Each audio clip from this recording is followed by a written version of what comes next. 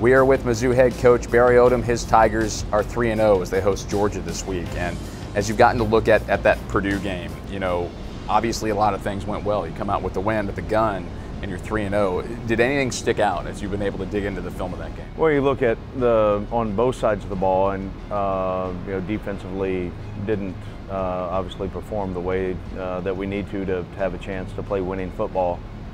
For the course of the game, there were times that we did some good things. You know, we made some big stops, made a fourth down stop, did some things that you continue to build on. I thought we managed the game well. We scored when we needed to score. We were able to extend drives, either on third down conversions or the 3 fourth down conversions were huge for our offense on being able to get those and maintain the drive. And, you know, when the game was 27-10, I really thought we had a chance to open it up. And, you know, we had the blocked field goal, and then that resulted in, you know, a touchdown, and then they got the next possession because it was at halftime. So those are all things you learn going through it for your football team. You continue to coach and teach.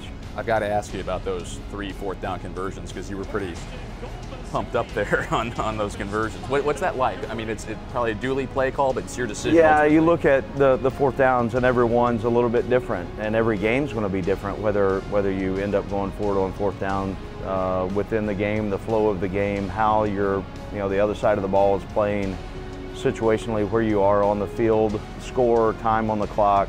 You know, Drew made a great throw to JJ on the 4th and 7, 4th and 7.5, whatever it was. He made an exceptional catch. And then the other times blocking at the point of attack, our guys executed. And I think we've got a quarterback that is playing as well as Drew is, understanding what we're getting on the other side. Derek did a great job on the call. This will be the 3rd meeting between you and Kirby Smart as head coaches, and I've been struck by the mutual respect you two have both expressed for one another. Why is there so much mutual admiration between you two as coaches? Well, speaking for my side of it, for him, the job that he did as a defensive coordinator and a defensive coach, you know, we played in the same era, you know, kind of followed each other's careers a little bit, and even though you're, you know, fierce competitors and you know, would want nothing more than to win, you know, for our football team this year, I look at the job that he's done, and I've got respect for the way that he goes about his business, the way that his teams play, and you know, I think he does it the right way.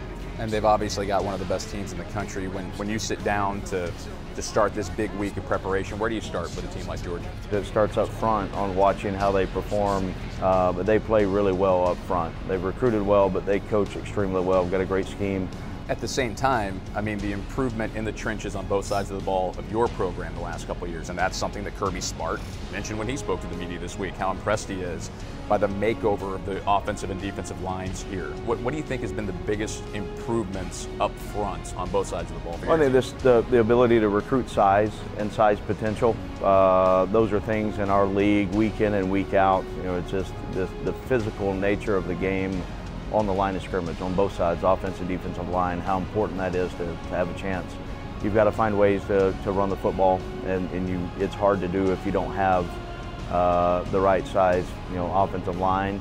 Also, they've got to have athletic ability to be able to move to the next level, and then you've got to find ways creatively with edge pressure to be able to, the quarterback knows where you're coming from and feels that presence.